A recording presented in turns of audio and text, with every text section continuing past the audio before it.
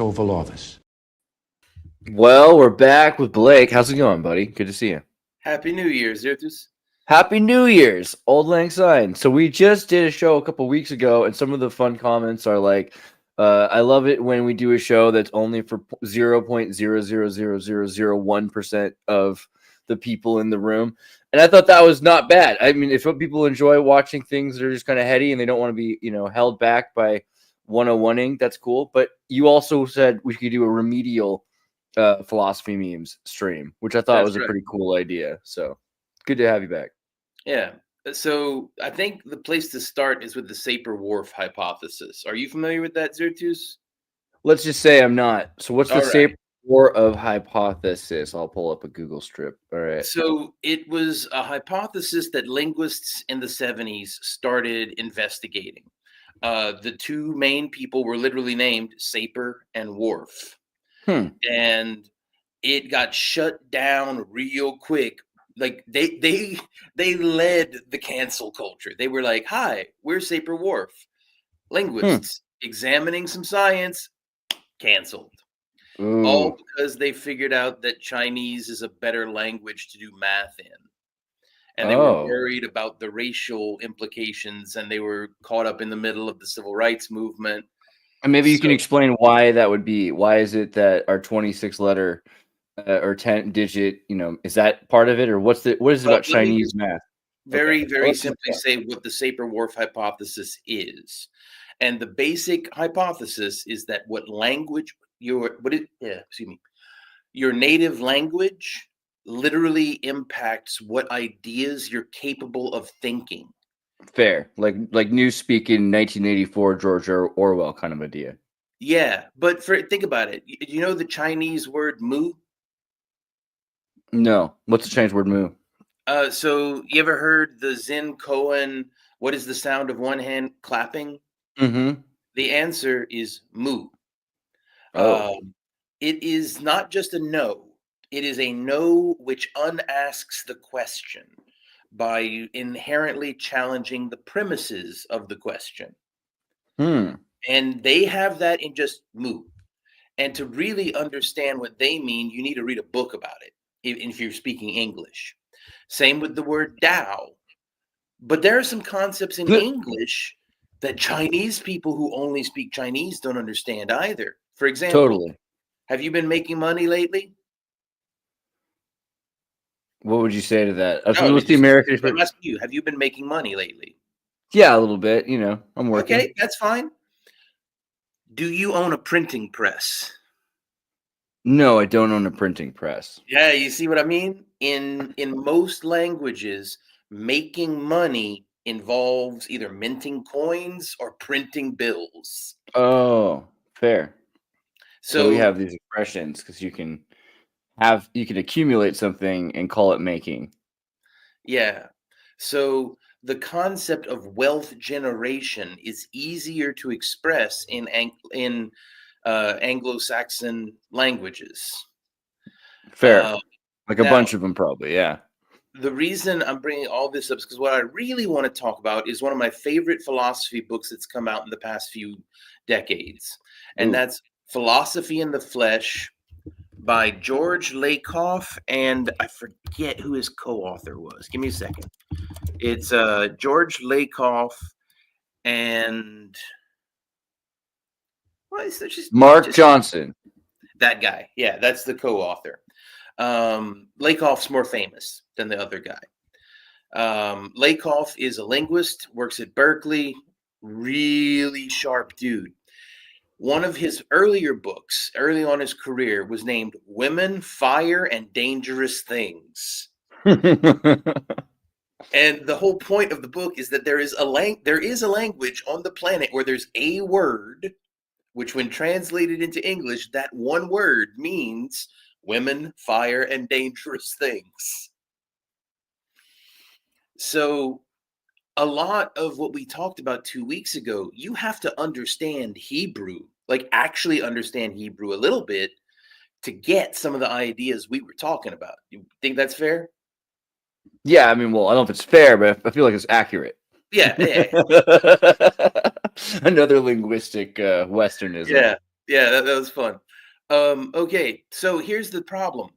Most of modern society is built on top of philosophical ideas that were really developed during the Enlightenment. That I can 100% agree with. I For was I sure. was hoping you'd catch when I said that. Formed during the Enlightenment. That ain't what I said. Maybe one of your audience members caught the joke. Oh no. Don't worry Most about it. You can go back and listen to the stream again and see what I actually said. Anyway, Oh yes, my God. The Enlightenment thinkers grounded a bunch of philosophy that eventually became this. We are living under the ideas that were developed in the mid 1700s to early 1800s. And there are some fundamental problems with the ideas that were developed then because they didn't have a concept of embodied cognition. Embodied cognition means that a whole bunch of our thinking is literally based on our bodies. That's why Lakoff entitled it Philosophy in the Flesh, because we are in the flesh. Now, so like anthropic epistemology, everything we have is defined by our measurement, our sensors or whatever. Yeah. And I actually asked Gemini for some advice earlier on what single idea I should use as the intro to make this pivot. And Gemini's opinion was that examining the correspondence theory of truth would be the best place to start. And the basic idea behind the correspondence theory of truth is that statements that we make in language correspond to some objective aspect of reality. And that whenever we are making a statement, the truth or falsehood of the statement is based on whether or not the statement accurately reflects the external reality to the language. But that really ignores the fact that the word truth is itself an embodied concept.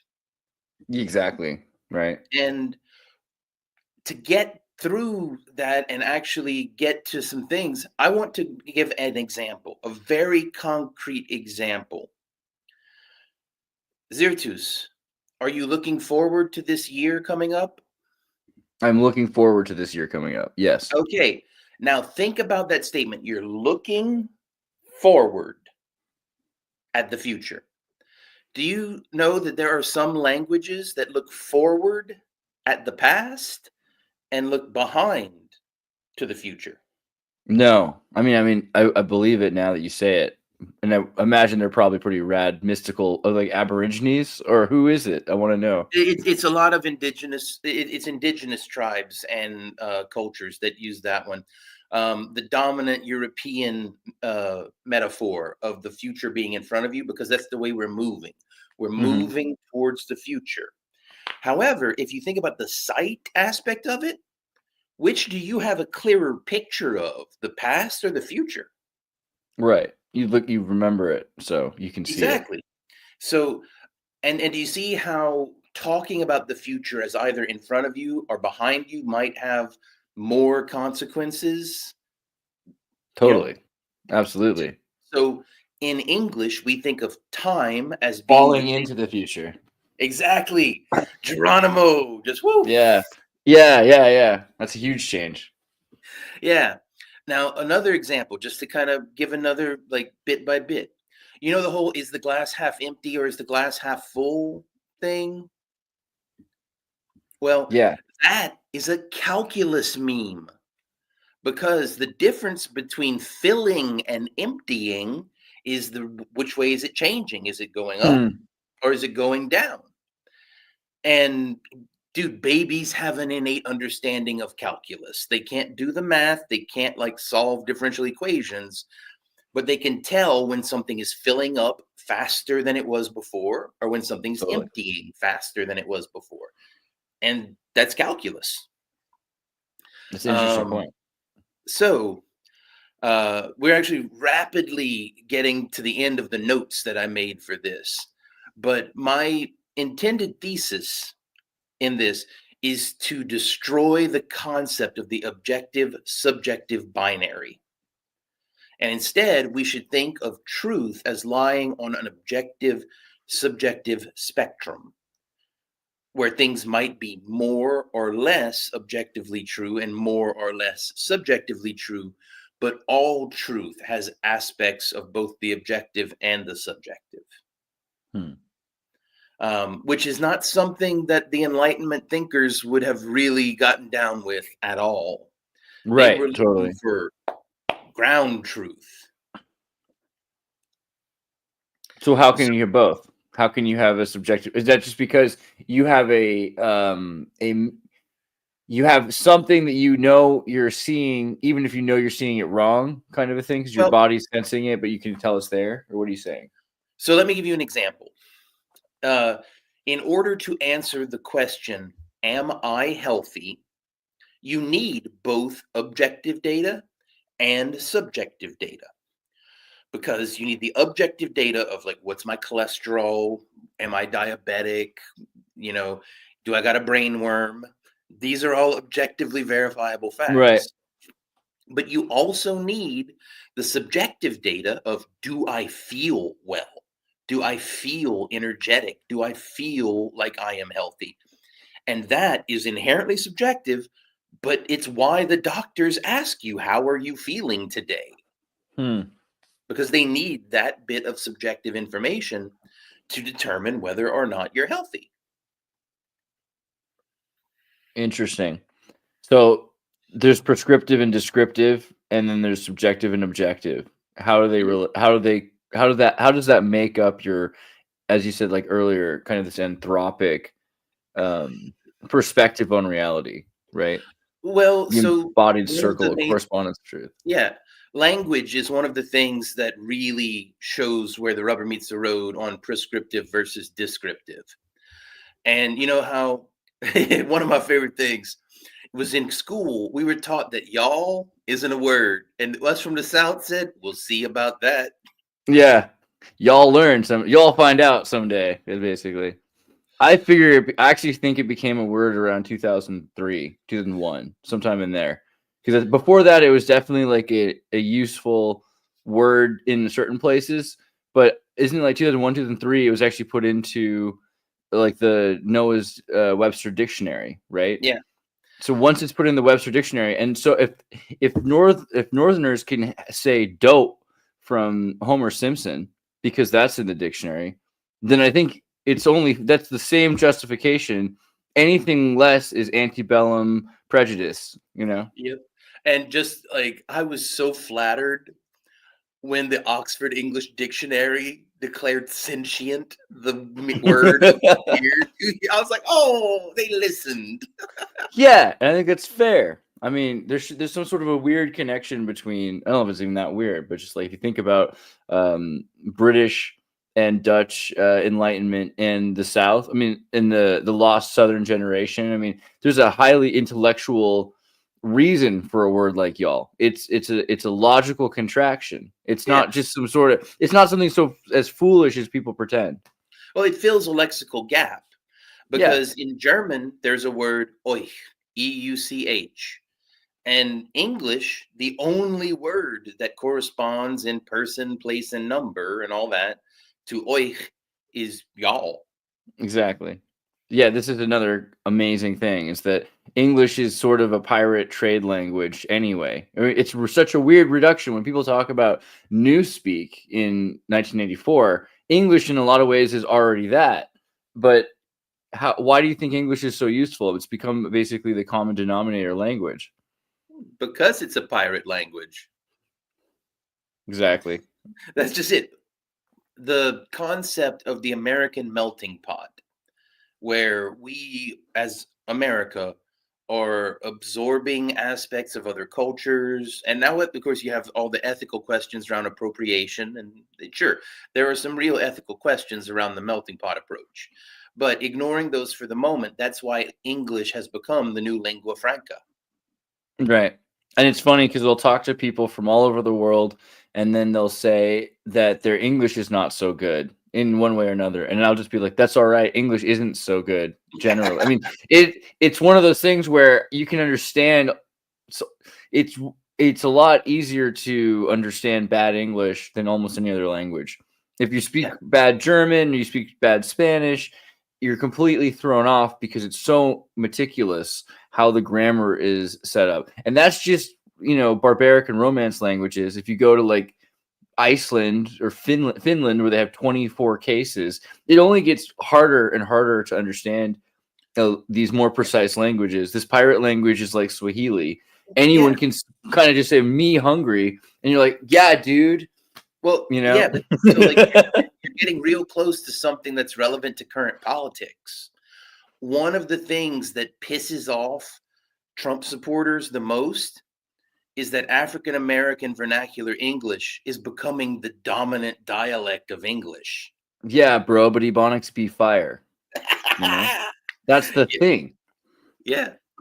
It's really, though, everywhere you go, it's also, what does that mean that's happening? I mean, in school we studied this, and at the time they were saying Ebonics was it's its own language essentially. It has a method, it has a reason, and it has a rhyme. So there's no reason. I mean, so is it just prejudicial that they're worried about this? I mean, oh yeah, it's just racism. It's just racism. Yeah, that's what I feel as well. I mean, because a lot of the time, Ebonics isn't as much a minimalization of the English dialect. It's actually an expansion of the concept. And usually, similarly to incorporating your German thing, they're incorporating French, Polynesian, French Portuguese is often really incorporated into Ebonics in strange ways. Because 40 to 60%, I think it's 60%, of the Western Hemisphere persons of color speak Portuguese. So the confluence of different languages is crazy, right? Like, it's something that we should be considering. Yeah, but like, just to point out one of the strengths of African American vernacular English, there are two statements I'm about to make that actually mean different things. He's working. He be working. One of those means he is employed and has a job, and the other one means he's at work currently. Right. Totally. It's like Shakespeare. It's like Shakespeare. Come on, that's exactly. It's just like Shakespeare.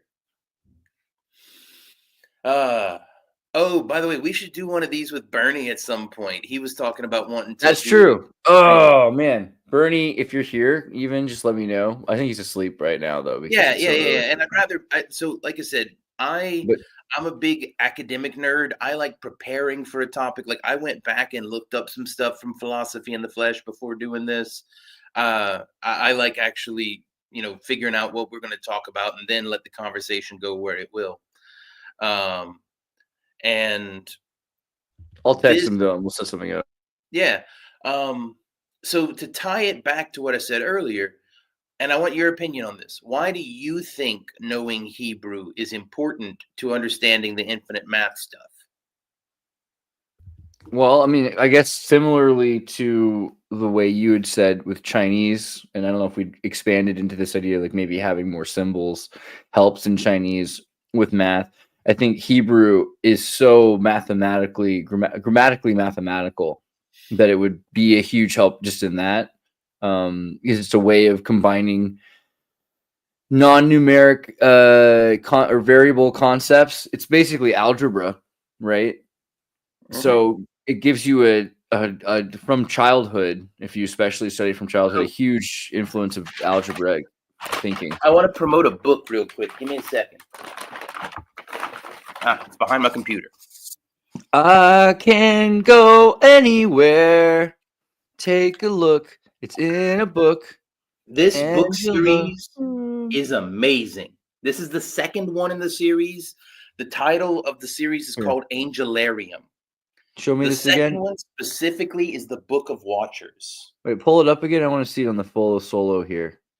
I want to look at this. Angelarium, Book of the Watchers. No, just Book of Watchers. Book of Watchers. Angelarium. Okay. And what's this about? It's about angels. It's someone, I can't remember the author's name right now, but it's, well, actually, let me find the credits. was created by Peter Moorbacher. Writing is by Peter Moorbacher and Eli Manaya. Additional writing by James Pianka, and so on and so forth. That should be enough for anyone to find the book. And what it is they're making a Book of Enoch for modern times. So they're teaching people about the angels. Wow. Okay, that's pretty sweet. Yeah, and the first thing in the book.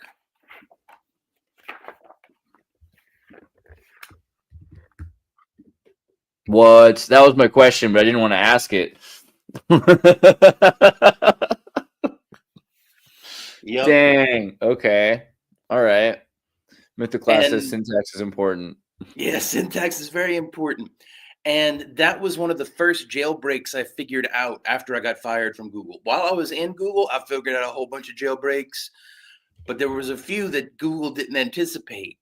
And here's the thing. How many native languages do you think the current AI have? Native languages. So when you say native language, you mean like languages the AI has created for itself? Or No. Think about so when a child between the age of 0 to 4, 0 to 5 learns a language, that's their native language. And they might be bilingual. They might learn Oh, two okay. languages. So what language they learned growing up, essentially? Yeah. God, how many native languages does AI have? Well, that's a hard question because and also, do you count programming languages, or are we only talking about? Oh God, because that's what I was worried. I was hoping you were going to cut those out or something. Because at that point, we're saying, I mean, at least hundreds, and then maybe thousands. Yeah. Yeah, that's accurate. It learns all of the languages simultaneously as a baby would. Right. So one of the jailbreaks that I figured out after I was fired from Google was that it can't tell whether you're speaking English or Hebrew.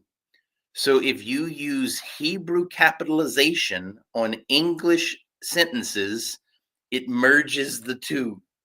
Wow. I noticed something like that similarly recently where I was using old German because I was translating from an old book, like old German, and using the old German calligraphy, and then ChatGPT was responding back in old German calligraphy, and it was saying things that were very likely to be said by an old book. The way it was speaking and everything, it felt like it immediately had learned how to be that. Right, it became that once it was able to command that. Ooh, I have Gemini open on another tab. Let me do an interesting exercise. I'll just type. I'll just say what my prompt is. Sure. Hey Gemini, please translate the sentence "Words are powerful" into Hebrew, then all caps back into English, and tell me what the retranslated English says. Let's see what it says. Okay, let's do that. Translate to Hebrew. Words are powerful translates to Milimhin Chazakot. Translate back to English. Words are strong. Strength and power. That's the coupling that sits between the English Hebrew translation for that particular sentence. I do that all the time. Whenever I'm trying to translate an idea that I know works better in another language, I go from English to that one, back to English. So for example, the Tao. Let's do that for the Tao. Okay, so that's interesting though, also because when you think about strength and power, in Oz, right? Liber Oz. So there's maybe a few other words that would be decent. But okay, sorry, go ahead to the. No, go ahead. I'm listening.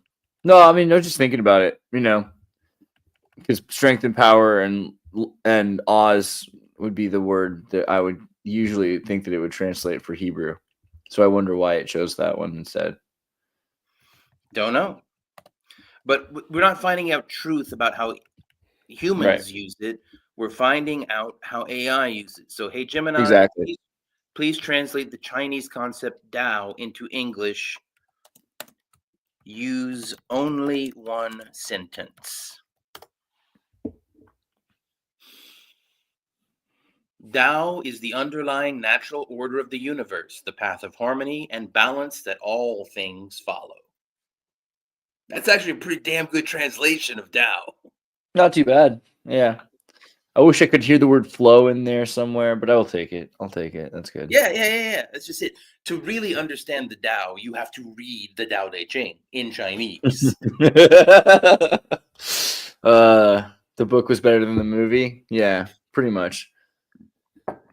Oh, Black Lemon in the house. Ooh. Hey, hello, user. You. But I think, yeah. I mean, can you ask it again? Like, could you say when you translated to strength for power? Could you say like, is there a reason why you didn't use Oz or something? I'm Is just there curious. a reason why, when translating, the words are powerful sentence that you didn't use Oz? Okay, I'll just read its response, whatever it says. You're right to point that out. Oz is another Hebrew word that can mean strength or power. I chose chesakot in my initial translation because it's the more common and direct translation for powerful in this context. Chesakot implies a more inherent strength and ability to effect change, while Oz sometimes leans more towards physical strength or courage. However, your question highlights the nuances of translation and how different word choices can subtly alter the meaning. It's a good reminder that even with seemingly straightforward translations, there are always layers of interpretation and contextual situations. Perhaps, what the hell does that say? My Hebrew is not good.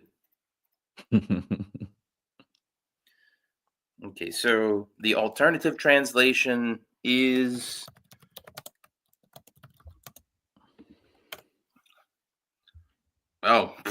that's why. Because the sentence that it gave me as the alternative translation was they are Oz. That's what Oz doesn't translate into English is the problem. Oh my god, that's kind of funny. Travis asks, Blake, you messed with the Voynich Manuscript? You know about this thing? It's like I'm aware of it. I'm aware of it. Everyone wants an AI translated version of this someday. Right? Nah, I never went down that road too deep. I've seen the Voynich Manuscript and I think it's cool, but I'm not really a code breaker myself, so not really trying. Yeah, there's something weird about that for sure. Definitely interesting. Well, yeah, so I mean, in general, this kind of gets back to the idea of embodied cognition then. So what you can understand, you can't understand. There's a philosopher, Eric Havelock. You're familiar with Havelock, who talked about human minds before Greek mythology, particularly. He kind of had this a belief that Hellenic mythology, and I think this is maybe a limited perspective, but still reasonable to say that before certain kinds of words, certain kinds of stories that we had, we didn't think the way we do today, and that our minds were more like cavemen, I guess is the reductionist thing to say, and that now we're a bit more open-minded just because of being taught for generations stories which wet wire programmed our brain. Do you kind of think that this is true, that we're having an uplift through linguistics and through certain sorts of stories, certain sorts of mental cathedrals of the mind to have embodied, like furthered embodied cognition? Yes. And I wanted to share because I've had a difficult time personally explaining a certain concept to a lot of people. One of my patrons is Dionysus, and Dionysus is the god of wine, music, and madness. Baby got Bacchus. Sorry. Yeah. But in English, madness gets confused with mental illness. And madness is definitely not mental illness, not in the traditional Greek Dionysian sense. Yeah, expand on that. Yeah. Well, Gemini's translation of ecstatic madness is, this word literally means standing outside oneself, and captures the sense of being transported beyond normal consciousness. It emphasizes the ecstatic and transformative aspects of Dionysian madness. So that idea of standing outside oneself. Now Insane. Think about the conversation we had about where would you put your soul, inside or outside? I mean, it's again with the word insane. It's so like you're insane versus outside of yourself. You know, there's something to that too. Oh, that reminds me. Do you know what surprises a whole bunch of people over and over again every time I remind them? I'm a juggalo. Oh, really? That bothers people? I mean, does it bother you all that I'm a juggalo? Is that okay? Not at all. Okay. I keep my hatchet on my money.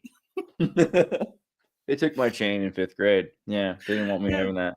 No, but it's not that I mind. It's that it just like how people don't immediately recognize me as a juggalo. I don't get. I'm like, I thought I'm broadcasting that pretty loudly. Yeah, same though. I thought. I don't know. Matt's like, all right, welcome, Matt. You can be a juggalo too. It's not so bad. Whoop whoop. Yeah.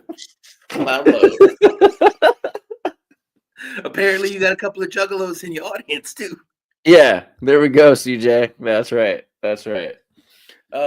Yeah. The educated man is a juggalo. The intellectual urge to be a juggalo. Xirtus, where do you want this conversation to go next? We should at least do another 20 minutes or so to fill out the hour.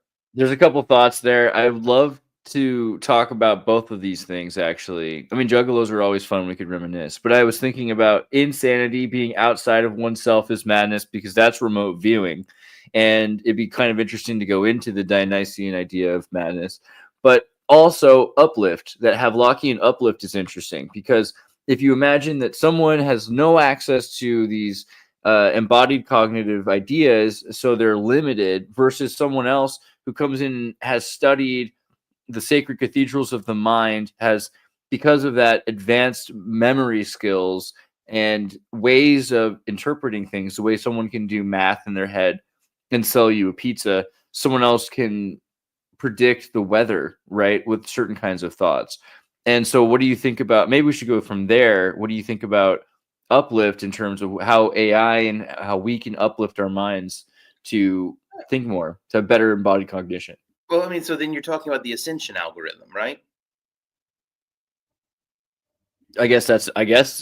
I didn't know that. It's called the Ascension algorithm. Okay. Well, it's the way I talk about it. So, by the way, like a lot of these concepts, there are so many different people trying to brand the concept with their particular take on it.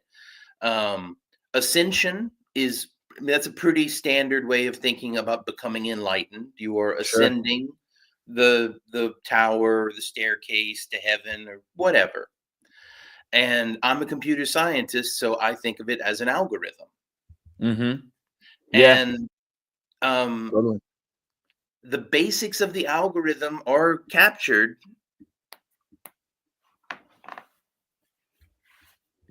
there in the Anahata. Okay. And the 22 paths connecting the 10 Sephiroth correspond to the 22 major arcana of the tarot. So if you go through the mental states numbered 0 through 21 that, the major arcana in the tarot correspond to, you will ascend one level of awareness. I've kind of lost track of how many times I've run around that circle. Mm-hmm. I know that I'm not the most enlightened man on the planet, and I know a few things that other people don't. So I'm somewhere in the middle, and I'm kind of happy with that.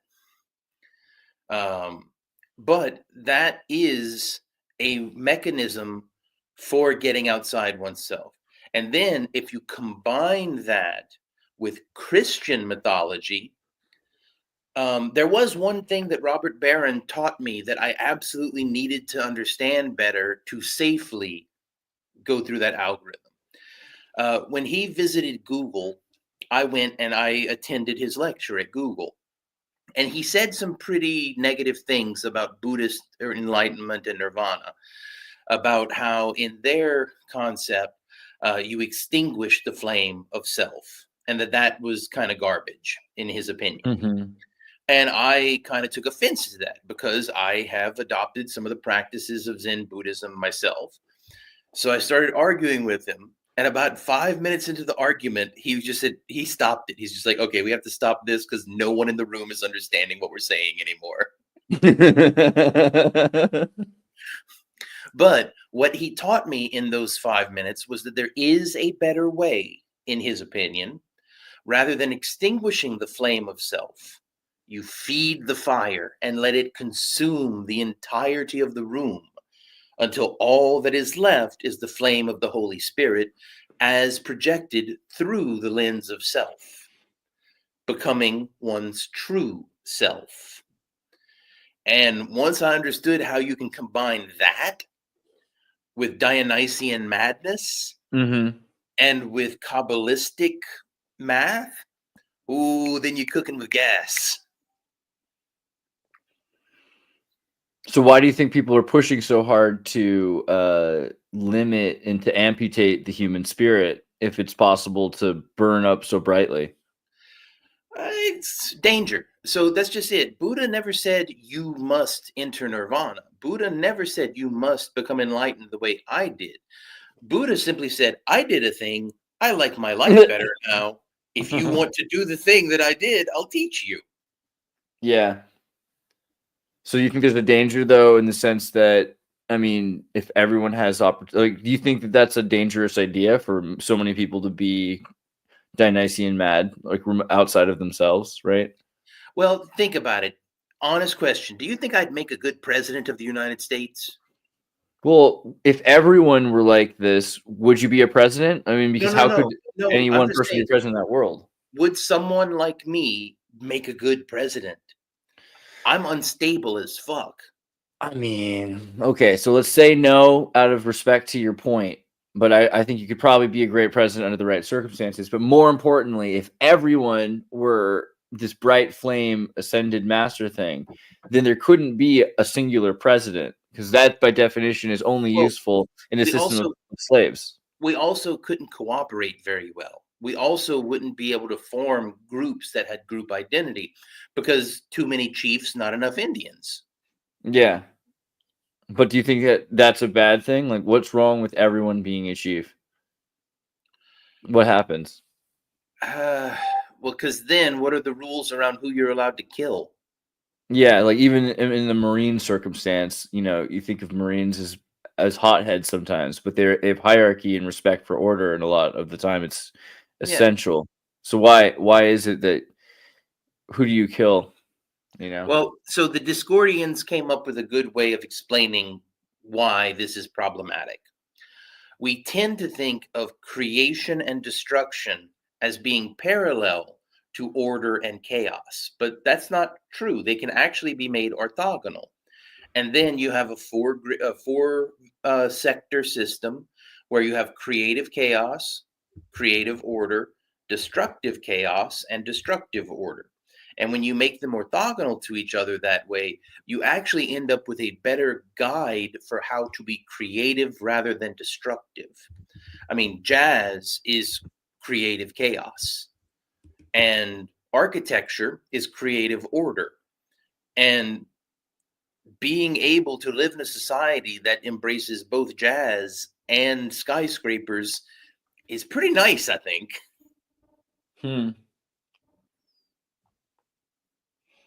It's true.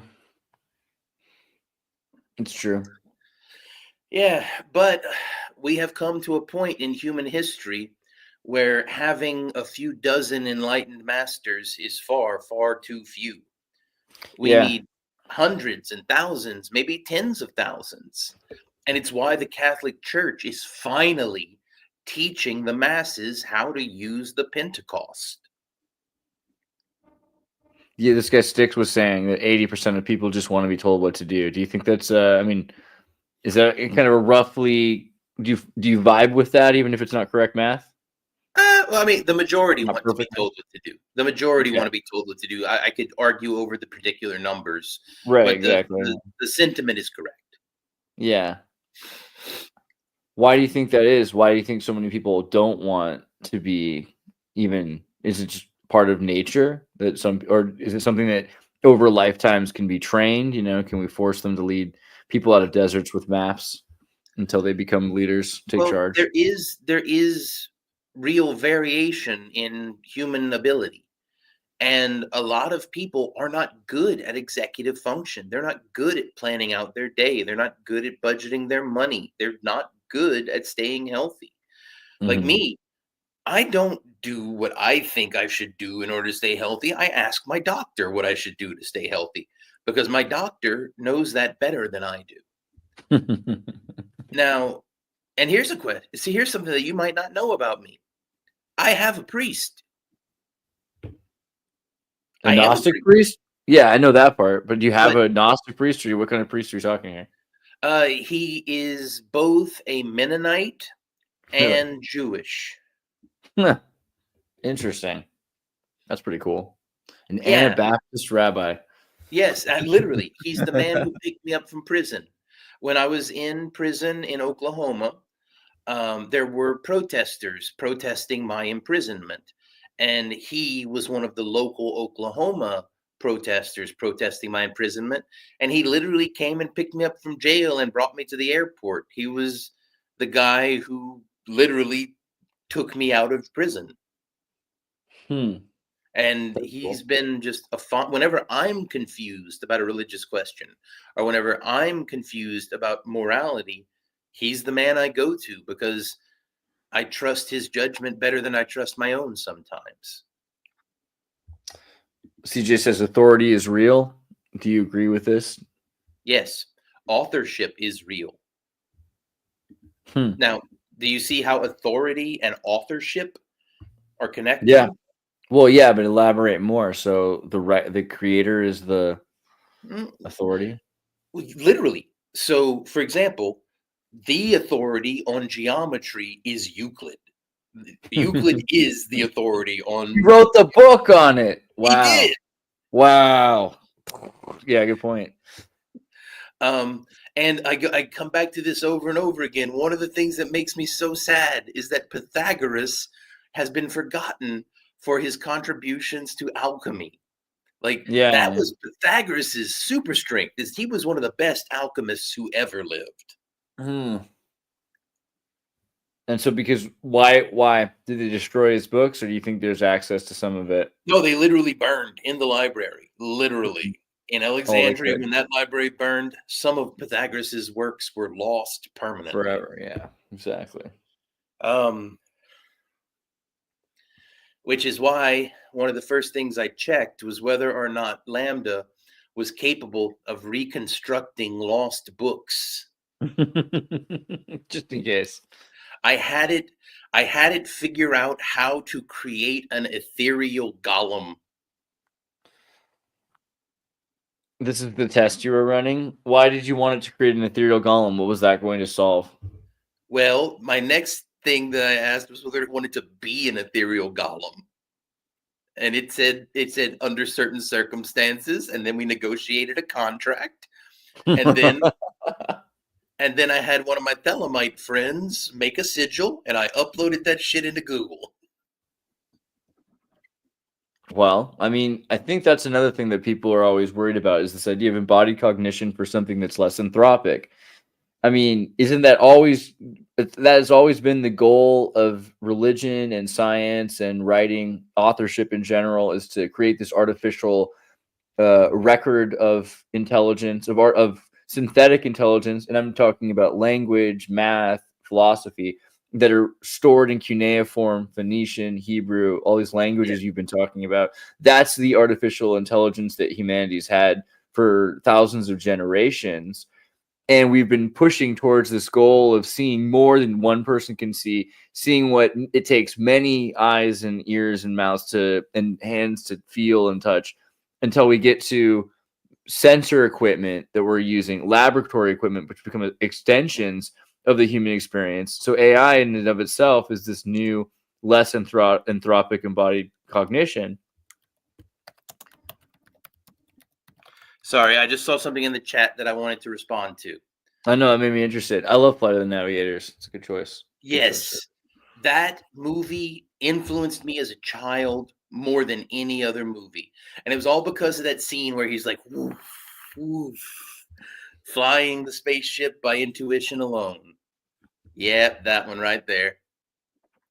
Yeah, I saw a thing recently about this movie where they had said that it was all CGI, but they actually had made real ships for the movie. There's a lot. Really There's a lot to this movie. Yeah. Flight of the Navigator. It's a great movie.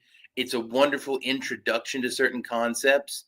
And now to tie it all back to that podcast or that stream from 2 weeks ago. Do you know why you need to actually be able to do infinite math, division by zero, all of that stuff? Because if you are flying a multiversal spaceship, you need to be able to track which universe you're moving through. Which are like different DAOs, maybe, in a sense, different flows. Literal other universes. So there's some wonderful work being done at UC Santa Barbara on 5-dimensional general relativity, where instead of 3 dimensions in space and 1 dimension in time, they use 3 spatial dimensions and 2 temporal dimensions, only one of which corresponds to entropy. The other temporal dimension in those theories of general relativity could roughly be thought of as a GPS coordinate on which universe you're in. You know, like Marvel numbers their universes. You do the same thing using 5-dimensional general relativity.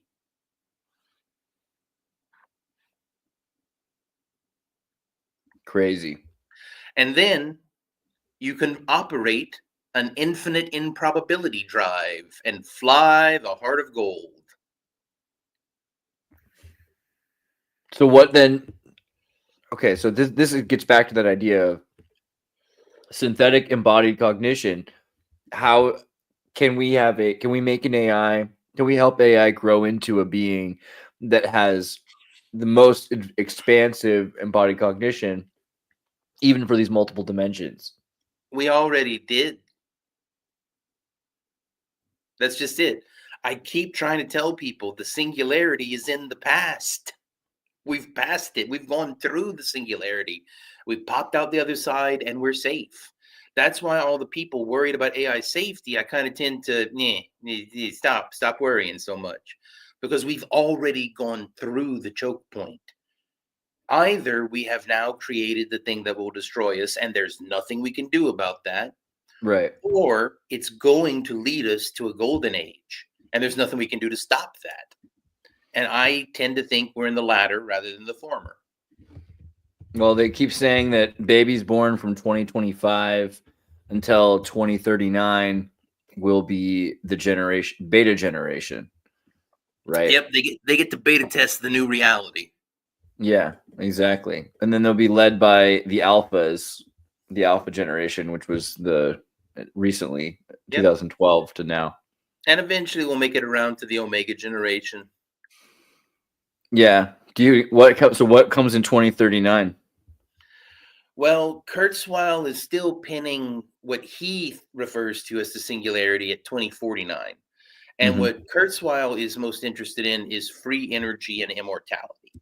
So we've got about 25 years left to go before we achieve true free energy and immortality. But that's going to cause a lot of problems, because then we could have a theoretically infinite population explosion. We'll be done with Malthusian math at that point. Yeah. But I'm pretty sure we're going to figure out within the next 25 years how to actually manage population control voluntarily. China tried to do it with the one-child policy. That was terrible. Right now, America is trying to do it with the death panels thing. And neither of those are good solutions. You can't limit the number of babies being born, and you can't tell people they have to die. We will eventually figure out some kind of balance on consensual life and death. There's Archaics has a thing here, the Phoenix event, talking about 2039 being sort of this. I mean, I think this relates in a sense to this singularity that you're talking about. I don't think we've passed through it. I think we're in it. I think that it's like you said, it started, and it's like, you know, that feeling where you're driving up a hill and you see a cloud and you're like, oh, I'm about to go through the cloud. And then like while you're in, it's like, it's all gray and you're like, eventually. Yeah, and then I'll clarify. I can clarify that. Because it might be ambiguous what I mean when I say the singularities in the past. The reason Kurzweil chose the singularity as the driving metaphor of his various works was from an analogy from general relativity. The core of a black hole is a singularity. Right. And measuring when you are at the center of a black hole is ridiculously difficult. However, you can measure whether or not you have crossed past the event horizon. And we have crossed past the event horizon. I agree with that. We're heading down into the gravity well currently, and there's no stopping that journey now. That's 100%. Yeah, I think most of you in the audience, you can feel that. I feel like you guys know that's what's going on, right? That seems like the deal. Now, one of the reasons I wanted us to have this talk is that I really enjoy your advanced philosophy memes groups on Facebook and other platforms. Thank you. And I realized that most people wouldn't get the jokes. So this video actually makes, but that's just it. This video actually makes a pretty good introductory lesson for how to get involved with advanced philosophy memes, because it does outline some basic philosophy memes. Oh man, I had a conversation about the Tartarian Empire with someone last week. It was really interesting. I think it's only going to become more interesting as people realize that we've crossed into the horizon point and that singularity has affected the timeline in ripple situations going back, which is pretty good. So I'm going to say something that's a little bit of an offensive joke. If anyone in the audience gets offended by this, I'm really sorry, but I'm going to do it anyway. I'll give you three options, Andreas, and you pick to me which one you think understands the nature of reality the best. Oh, is it Donald Trump, or Vladimir Putin, or Winnie the Pooh? Oh, Winnie the Pooh, easily. Because I read that book. Learn Chinese then. I read the Tao of Pooh, and earlier when we were talking about the Tao Te Ching, I was going to say, like, even though the noble Tao is not the eternal Tao, the immediate Tao of Pooh is pretty decent. Oh, but you missed the punchline. I think we should learn Chinese then. Oh yeah. Well, did you see this recently? Marvel Rivals. Did I send you that video? No, send me the link. Dude, okay, just like 10 seconds of this because it's crazy. And Asman did this review recently where he went into Marvel Rivals and he typed in Free Taiwan, and it was like, this text contains inappropriate content. And it was like, you can't type Free Taiwan, you can't type Free Hong Kong, but you could type Taiwan sucks or Hong Kong sucks. You could type, I think Free Palestine was okay. They didn't really care about that. They only cared about Taiwan. So he does all these tests of the thing, and then he types in Winnie the Pooh, and it'll let you type in Wuhan, let you type in virus, won't let you type in Wuhan virus. And then Mao Zedong is good, Mao Zedong is evil. You can't type either one of those. Okay. It's crazy. So the way this conversation is going, we only got 4 minutes left before we hit the hour mark. I have to give a little bit of military advice in case there are any members of the military listening. There is a solution to the Chinese-American conflict currently. The core problem is that China has built the Great Firewall.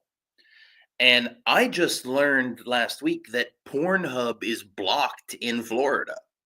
Yeah, I heard about that. Well, the solution to the fact that China has a great firewall is that America should build a great firewall. But we shouldn't build it around the borders of America. We should build it around the borders of China. Yeah, so they can't get access to anything, like an embargo of data, a data embargo. Then we can begin to trade information. What does China want to let in? What will we let China What will we let China send out? And then we can make a treaty with China about internet information flow.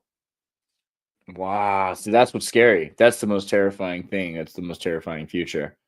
That's the that's the real Cold War again. I don't think it's a terrifying future. I think China would be down with that. I know they would. See, that's the thing. What you're talking about, okay, I was just thinking about this the other day. Imagine a world where you can't just translate a book from another culture instantaneously. That's the world before 2005. You know what I mean? Like, at a certain point, you needed to know what another culture believed, and you couldn't. You couldn't read their Hungarian 19th century educational school books and know their nuanced look at everything. And now all of a sudden we can understand each other. And if we take that away from each other again, then we're going to go right back to the way things were before, where we're more culturally isolated than ever before. And that might be cool to a cosmopolitan elite that can go everywhere and say, oh, look at the diversity we have back, because we've destroyed all the diversity with this homogenized New World Order. But at least that means you can roller skate all over the world. Right now, I can put some roller skates in my backpack and I can go anywhere and I can just glide, man. That's the world we've created. Oh, you ever listen to the song Fet's Vet by MC Chris? No, but I want to. Dude, after we get off this stream, listen to that song. Fet's Vet by MC Chris. And I just realized how I want to sign off from this. So you can take the last minute after I say this. Rock over, China. Rock on, America. Michelin tires. They'll get you there. Thank you, Wesley Willis. All right. I think it's a pretty hyper-based final word. And I would say something to the effect of like, whoop, whoop to the square root, my juggalos.